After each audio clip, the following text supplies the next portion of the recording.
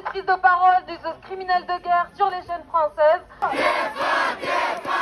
du sang sur les mains.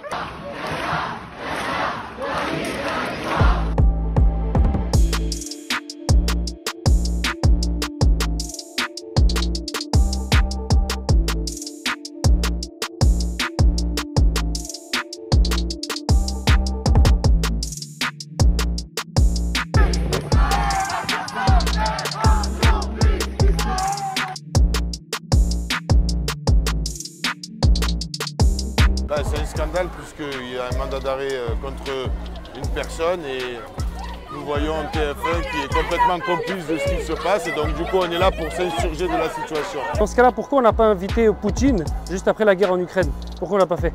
Dans ce cas-là, il aurait pu s'expliquer. Pourquoi Netanyahou et pas Poutine? Les enfants décapités, les femmes éventrées, c'est incroyable, c'est des images qui empêchent de dormir.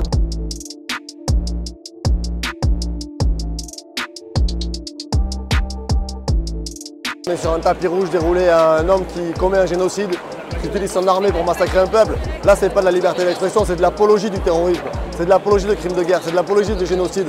Donc Netanyahou n'est pas le bienvenu ni sur le sol national, ni dans aucun média de notre pays. Tout le monde a vu ce qui s'est passé à Rafah depuis 72 heures, avec des corps brûlés.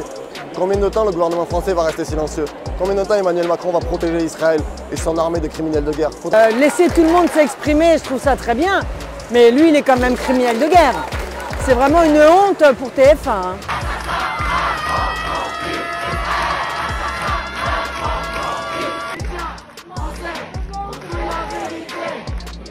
Netanyahou et Israël, etc., et le gouvernement d'Israël en général, a une force dans les médias qui est énorme depuis le début. On ne peut pas dire qu'ils sont censurés, ça serait faux de dire ça.